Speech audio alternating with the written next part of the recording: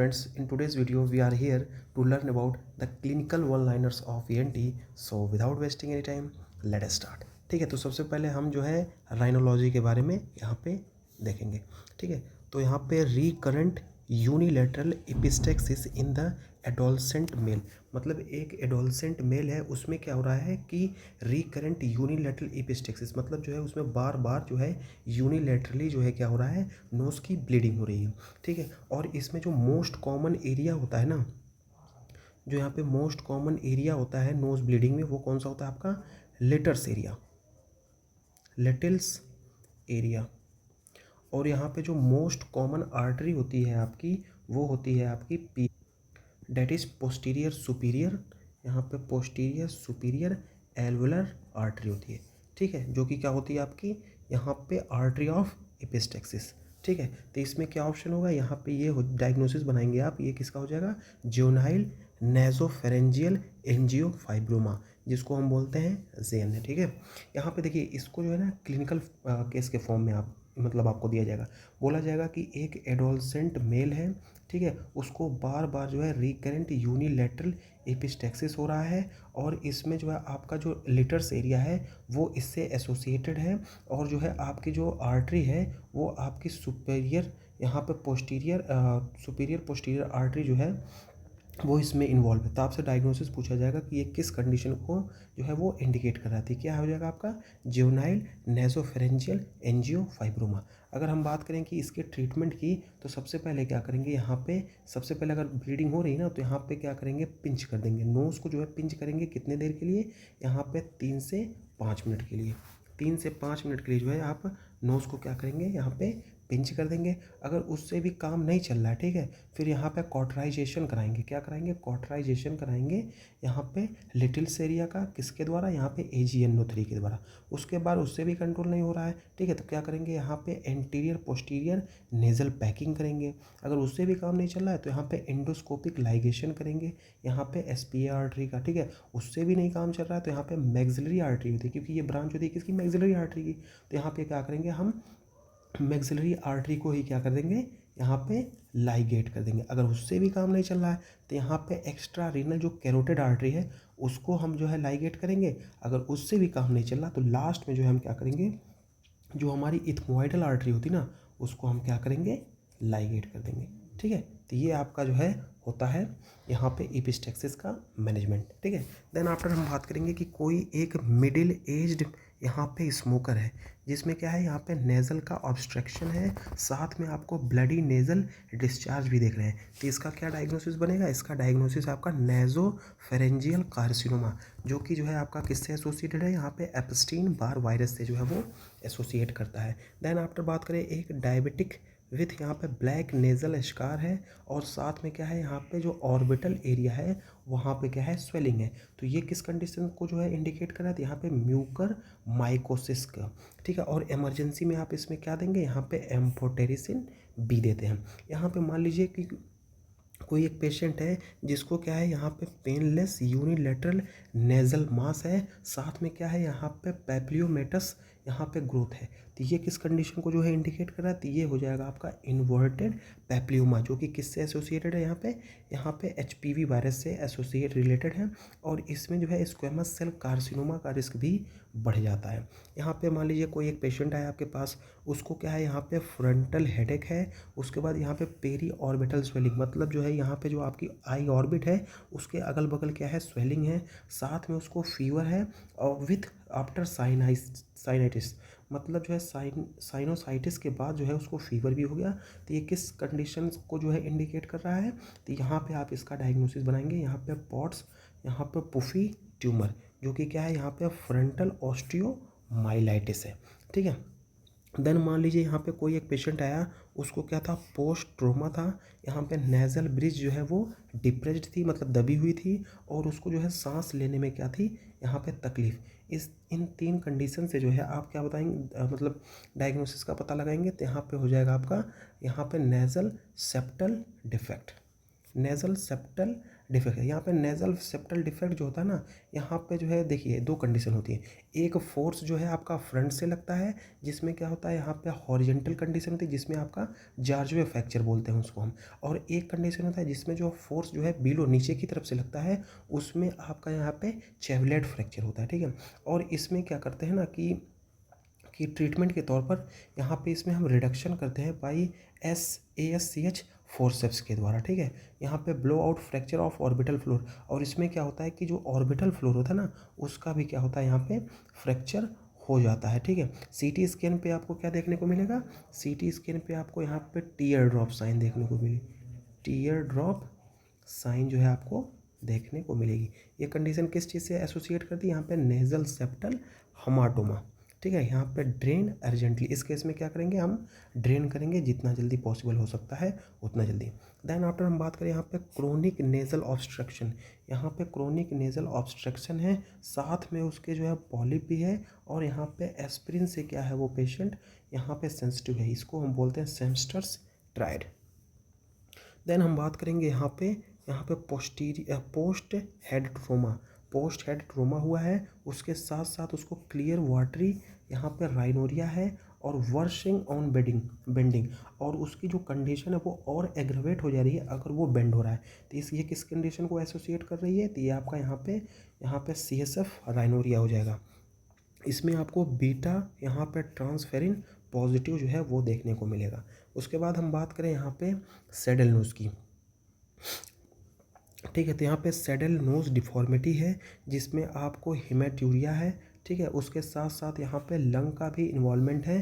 तो यह कंडीशन किस चीज़ से एसोसिएट करें, यहाँ पे वैगनर्स, यहाँ पे ग्रेनुलोमेटोसिस GPA। देखिए यहाँ पे सैडल नोज़ की अगर मैं बात करूँ, तो इसका जो मोस्ट कॉमन कॉज होता है सैडल नोज़ का, वो हो जाएगा आपका ट्रोमा। क्या हो जाएगा आपका ट्रोमा।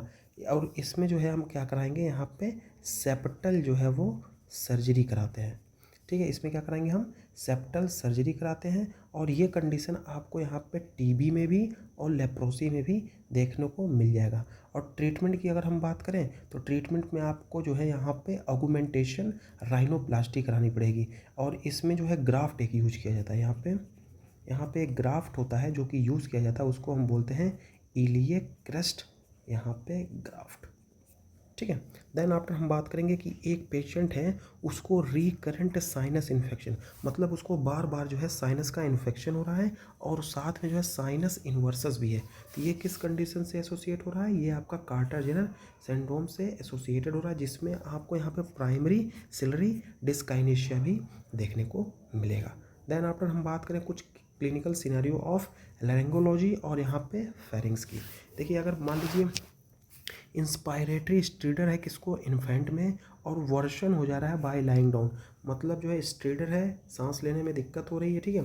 और उस कंडीशन है उसकी वो और एग्रावेट हो जा रही है अगर वो जो इन्फेंट है उसको हम लाई डाउन कराते हैं। तो ये किस कंडीशन को जो है डिनोट कर रही है, तो ये किसकी वजह से है, लारिंगो मलेशिया की वजह से, जिसमें आपको ओमेगा शेप्ड एपिग्लॉटिस, मतलब जो आपका जो है एपिग्लॉटिस का जो आपका शेप है वो क्या हो जाएगा, यहाँ पे ओमेगा शेप्ड हो जाएगा। देन यहाँ पे बाईफेजिक स्ट्रीडर, और यहाँ पे आपको बार्किंग कफ भी देखने को मिलेगा।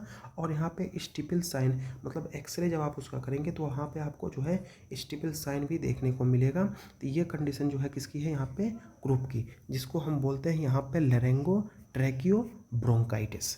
यहाँ पे उसके बाद यहाँ पे thumb print sign on X-ray पे हमको क्या दिख रहा है, यहाँ पे थंब प्रिंट साइन दिख रहा है, साथ में जो है ड्रूलिंग का मतलब होता है कि सलाइवा अपने आप बाहर निकल रहा है, ड्रूलिंग ऑफ सलाइवा उसको हम बोलते हैं, साथ में स्ट्रीडर भी है। तो ये कंडीशन जो है किसको एसोसिएट कर रही है, यहाँ पे एपिग्लोटाइटिस, और इसका जो मेन कॉजिंग ऑर्गेनिज्म है वो हीमोफिलस इन्फ्लुएंजा होता है, ठीक है। यहाँ पे हॉर्सनेस की अगर हम बात करें, यहाँ पे हॉर्सनेस है, यहाँ पे लास्टिंग ग्रेटर देन 2 वीक इन स्मोकर्स, मतलब जो है एक मान लीजिए कोई स्मोकर है, उसमें जो है हॉर्सनेस है, ठीक है, कितने दिन से, ग्रेटर देन यहाँ पे 2 वीक से। तो ये कंडीशन एसोसिएट होती है यहाँ पे लेरेंजियल कार्सिनोमा में, और उसमें भी मोस्ट कॉमनली कौन, यहाँ पे स्क्वैमस यहाँ पे सेल कार्सिनोमा में, अनटिल प्रूवन अदरवाइज, मतलब जब तक प्रूव नहीं हो रहा है तब तक हम उसको जो है नहीं मानेंगे। लेकिन जो है यूजली किसके साथ एसोसिएट कर रहा है, ये आपका लेरेंजियल कार्सिनोमा में, लेकिन प्रूव होने के बाद यहाँ पे स्क्वेमस सेल कार्सिनोमा से एसोसिएट हो सकता है।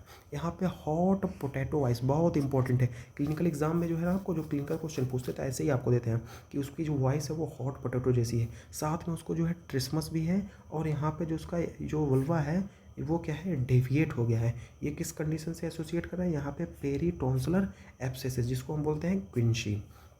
देन यहाँ पे एक यहाँ पे टीनेजर, ठीक है, विथ यहाँ पे रिकरेंट टॉन्सिलाइटिस, उसको बार बार जो है टॉन्सिलाइटिस हो रहा है, और यहाँ पे फाउल स्मेलिंग जो है ब्रीदिंग के दौरान उसको फाउल स्मेलिंग भी मतलब जो है मतलब आ रही है।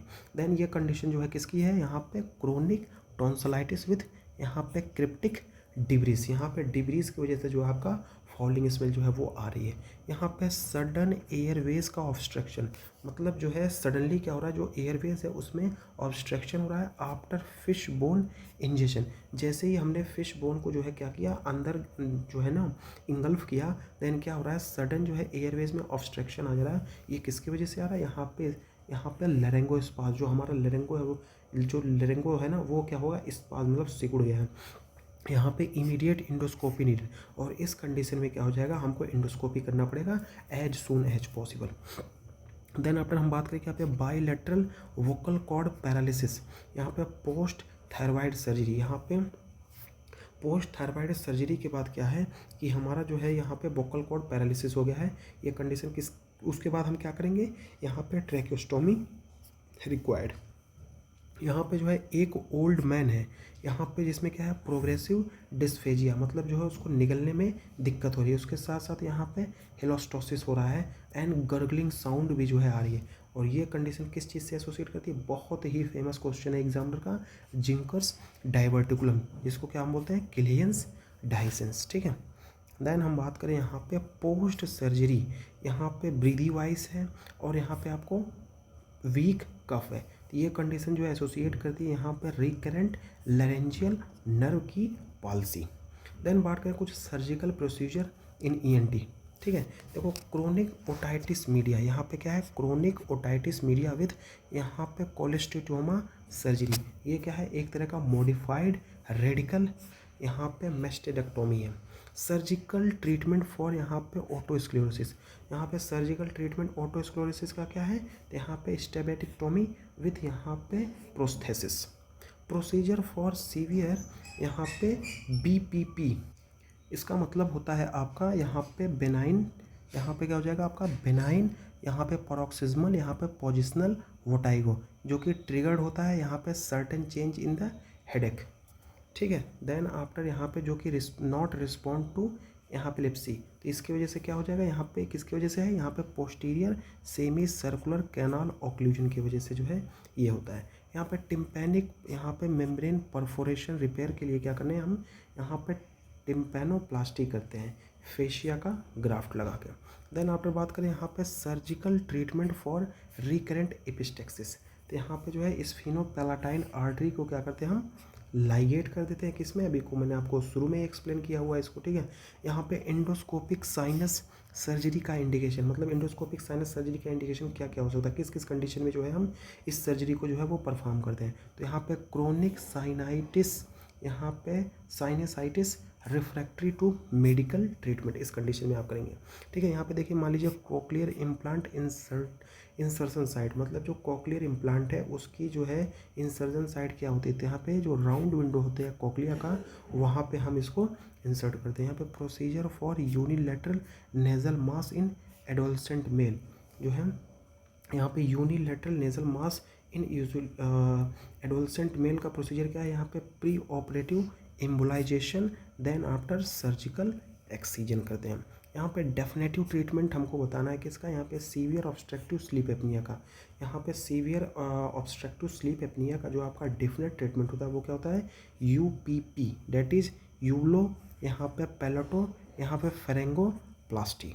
यहाँ पे वोकल कॉर्ड की पैरालिसिस की अगर हम बात करें तो यहाँ पे इंजेक्शन मटेरियल कौन कौन सा होगा, यहाँ पे फैट देते हैं, हाइलोरेनिक एसिड देते हैं, और टेफ्लॉन देते हैं। यहाँ पे एयरवेज इमरजेंसी मैनेजमेंट, यहाँ पे एयरवेज में जो है इमरजेंसी मैनेजमेंट इन सुप्राग्लोटिक ऑब्स्ट्रक्शन, अगर सुप्राग्लोटिक ऑब्स्ट्रक्शन हो जाए एयर का तो उसमें जो है इमरजेंसी जो है मैनेजमेंट हम क्या देते हैं, तो यहाँ पे ट्रैकियोस्टोमी, यहाँ पे definitive surgery for Zenker's diverticulum.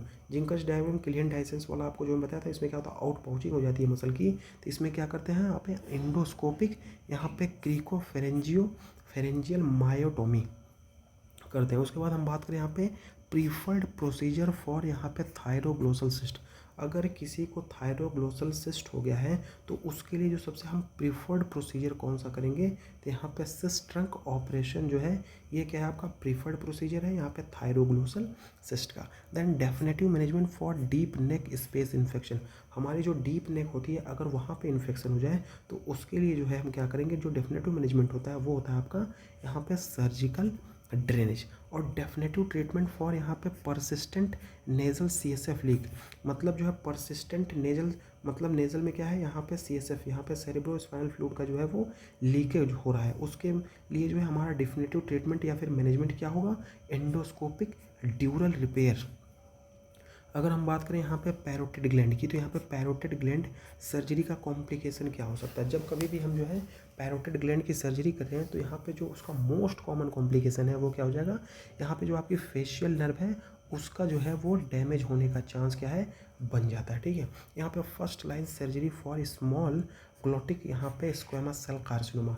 ठीक है, स्क्वेमस सेल कार्सिनोमा का यहाँ पे फर्स्ट लाइन सर्जरी क्या है, तो यहाँ पे एंडोस्कोपिक लेज़र एक्सीजन। यहाँ पे लैरेंगोटोमी इंडिकेशन की अगर हम बात करें तो ये क्या है, एडवांस्ड लैरेंजियल कैंसर है जिसमें क्या होता है फेल हो जाता है क्या, यहाँ पे कीमो रेडिएशन। प्रोसीजर फॉर यहाँ पे सुप्राग्लोटिक स्टेनोसिस, यहाँ पे स्टेनोसिस का मतलब होता है सकरा हो जाना, जो हमारी ग्लोटिस सब ग्लोटिस है वो क्या हो जाएगी, सकरी हो जाएगी। तो उसके लिए प्रोसीजर क्या मतलब जो है प्रोसीजर हम अपनाएंगे, तो उसके लिए हम क्या करते हैं यहाँ पे ट्रैकियल रिसेक्शन करते हैं और क्या करते हैं यहाँ पे एनास्टोमोसिस दूसरा कनेक्शन बनाते हैं उसके लिए।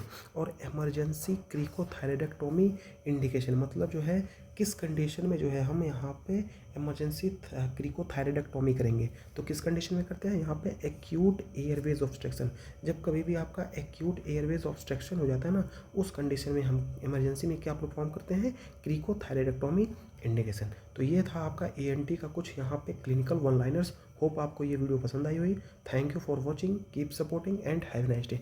PDF के लिए जो है आप हमारा टेलीग्राम ज्वाइन कर सकते हैं, यहाँ पे लिंक मैंने जो है बायो में मेंशन कर दिए है, और हमारे इंस्टाग्राम पे भी आप हमको फॉलो कर सकते हैं, और लेटेस्ट अपडेट के लिए आप हमसे ज्वाइन हो सकते हैं व्हाट्सएप पे। Thank you.